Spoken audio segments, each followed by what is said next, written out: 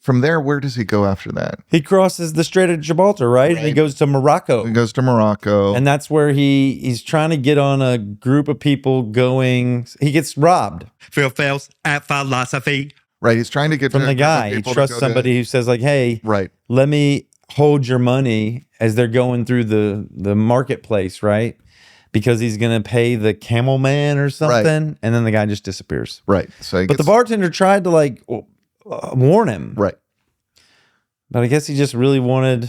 He's just, well, and that's it. Like if you want something enough, the universe conspires to make it happen. It seems like that's not what's happening here. No. Like his desire is making him make bad choices. Or I think maybe the universe would be testing him. Do you want it badly enough? Are you going to continue on this adventure even if I make it more difficult?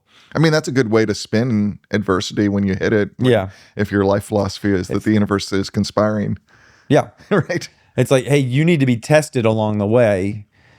And there'll be, on your journey, there will be 8 tests, know? Right. Right. And the first one is like, will you continue even if you don't have this money that you thought you're going to have? Right. How are you going to use your faculties, all of them, to travel from A to B? And then he at that point, he gets caught up with the crystal salesman, right? Is there something? Is that after that? Does he go? Because that's how he kind of reconstitutes his resources. Yeah, and with the crystal person, he decides he could help him. If the crystals were out front, people would be more inclined to buy them. Right. He has a bunch of marketing ideas for this place. It's like straightforward stuff, but like it's like, business stuff. Yeah, the other guy seemed kind of like a bad businessman. Right. Like from a marketing and like making things easy for the customer and cleaning them. He's like, he cleaned them first. He's like, I'll clean all these. Well, and let's think about Santiago and his origin. Like, what is he? He's a very practical little dude. Yeah.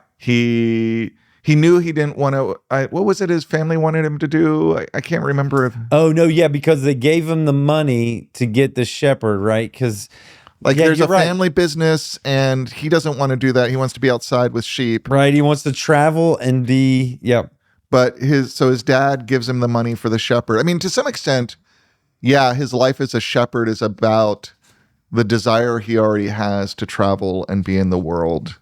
Yes. But it's become, I guess like what I'm getting at is like Santiago, when you kind of look at him in that origin and at these moments, he's a very practical little dude, right? He's making good decisions. He knows how to he knows how to take care of 100 sheep. There's a lot of practical wisdom that comes from that. So he's full of very good practical wisdom. Yeah.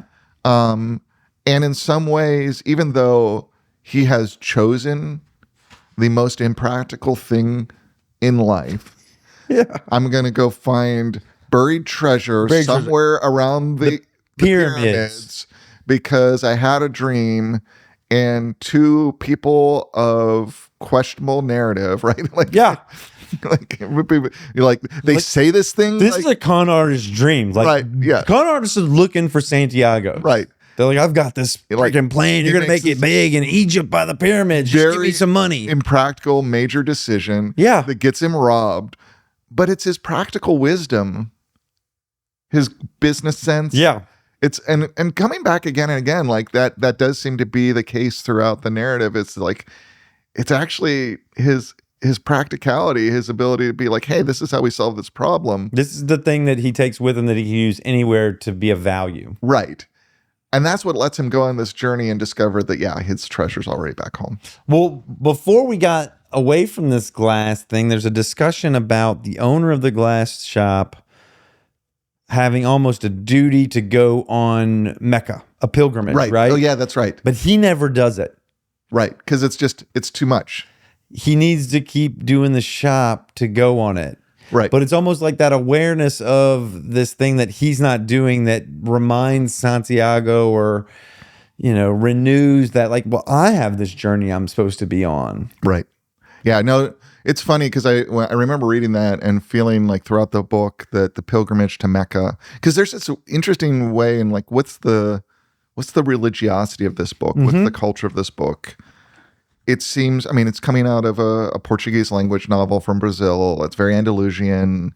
Like it seems in that cultural milieu and so influenced by Christianity and whatnot, but this history of Islam. And Islam sits around most of the journey because most of the time he's going on this Morocco, journey. He's encountering people who are Muslim, right? And that Islam comes up again and again. And to some extent, I did wonder, like, how much is this a non-Muslim writer, kind of in their own idiom of a journey, of a hero's journey, meditating on the pilgrimage to Mecca and that kind of that spiritual obligation that exists in Islam to make this major journey, right? To go discover a treasure, right? The treasure, the spiritual treasure, is a spiritual treasure, which is sort of embedded so deeply in Islam that everyone needs to do that. I mean, and it's an interesting set of obligations because, you're obligated to pull it off at some point in your life if you're a good Muslim, but there's all these restrictions, like you can't be in debt. You can't go on the pilgrimage to Mecca if doing so somehow puts your family at financial risk. Like you can't just leave your obligations to the world to go on this, like he does, right? Right. Which is part of what is, I think, the merchant is wrestling with. But he's also young, so he doesn't have those obligations yet. I mean, he's got the obligation to the sheep. That merchant should have gone when Santiago was holding down the fort. Right. No, that's what I kept thinking. Why didn't you just go while Santiago was doing such a great job? And I think that's the point that seemed to be there, is that you can get caught up in that, like, I've got to take care of all these obligations. I've got to hold the home down. I've got to make sure that everything, to the extent that, that's important. But there's a moment where you have the opportunity and the merchant doesn't take it. He didn't take it. In the same way that Santiago, because he's young, because his major obligation is to take care of these sheep, but he can sell them to another shepherd. Right. And that shepherd will be happy to take it over, right? He's at a moment in life to give up those obligations. It's the right time. Maybe that's part of this sort of notion of destiny, is not about kind of a clear space that you're going, but a recognition of a moment in which you have a capacity to do a type of thing that can be transformative, that you have to take advantage of at that time. Strike when the iron's hot. Right? Yeah. Anyway. What's next? Did he get a ride? Is this when he goes and meets the... Oh, man. I'm struggling on the... I didn't refresh this before. No, I didn't either. I read it back when I thought we were going to talk about it, and I'm trying to put the sequence in order. Does he do something before he gets to the oasis that's significant, or is that basically he heads on the journey and then eventually gets to the oasis? You're like, I can look up a summary. I can, yeah. The Alchemist. Isn't it amazing? Just pause a moment. Yeah. That you're basically carrying what was a supercomputer when we were growing up in your pocket now. Dude, for real. And he can just be like, hey, I wonder. On the flip side, I do find myself confused. Like if I'm out hanging out with friends and they're debating about something that's factual, I'm just like, why don't one of you just pull out your phone and look it up and solve this problem? Events, order of events, series of order. Here it is, bam.